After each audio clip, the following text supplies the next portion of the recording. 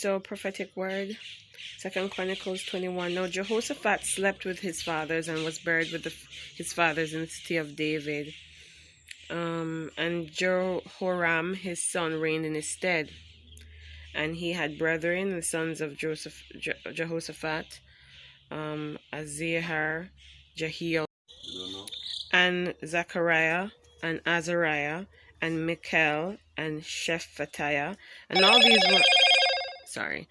these were the sons of Jehoshaphat, king of Israel, and their father gave them great gifts of silver and of gold, and of precious things, and fenced cities in Judah. But the kingdom gave he to Jehoram, right? Because he was the firstborn. Now when Jehoram was risen up to the kingdom of his father, wow, he strengthened himself and slew all his brethren with the sword, and divers also of the princes of Israel.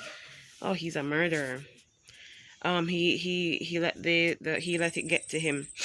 Jehoram was 32 years old when he began to reign, and he reigned 8 years in Jerusalem. And he walked in the way of the kings of Israel, like as did the house of Ahab, for he had the daughter of Ahab to wife. Crazy man. And he wrought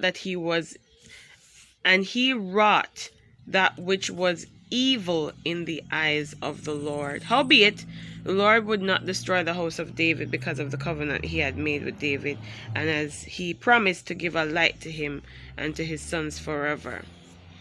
I don't think this ended up well for this, what's his name, Jehoram.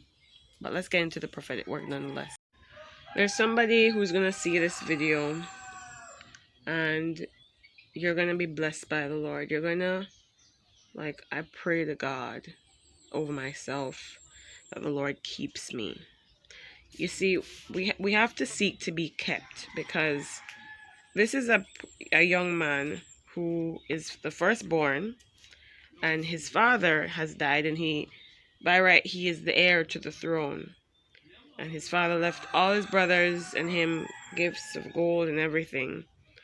And after being ascended to the throne, after being given the position, you wait so long for it, and you're given it, and then you kill your brothers. So he killed his brothers, his brethren, and some of the other princes of Israel. I don't know why he would do that. I guess he thought that they would probably try to, take power or whatever. The devil gets into your head and starts to make you think that people are saying things about you.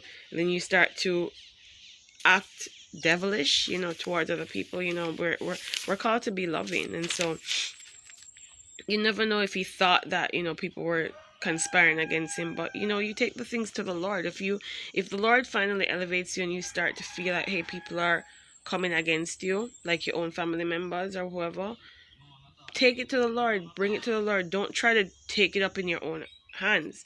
So he killed them. But if that wasn't bad enough, he has married Ahab. And you know who Ahab was? Ahab was Jezebel's husband. I'm pretty sure it was Jezebel's daughter. I'm almost positive. Don't quote me on that. I don't know, but I think it was. And they worship Baal. So when it says that he walked in the ways of the other, kings of Israel as the house of Ahab, it means that he was evil. He was evil. He became he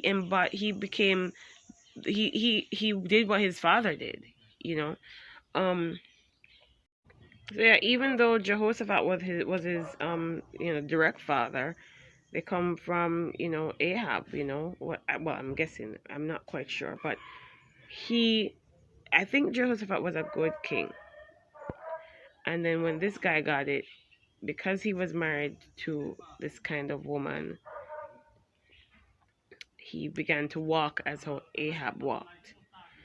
The Lord did say, he didn't destroy the house of David just because he had a covenant with David, But we have to be careful that when we do step into these things that God has for us, that we do not let the enemy creep in whether it by relationships, because this, I'm pretty sure the enemy creeped in here through his wife. That's why the word makes us know that he married Ahab's wife. And your wife is very integral into your walk with, whichever deity you.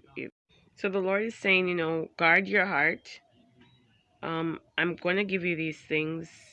They're going to be grand, great, big, as I have, expressed to you, but do not let them corrupt you.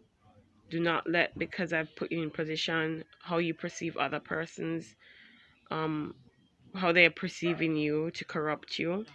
And don't let relationships corrupt you either from walking the true path, which is with me, which is humble, which is being a servant to me and then to others. Just stay close to God. You won't get it wrong. As long as you stay close to Jesus, you'll be fine. So nurture your time with the Lord, your prayer time, your secret place time. Nurture that space, because that's what's going to keep you connected to the vine. All right. So until tomorrow, mwah, have a good day.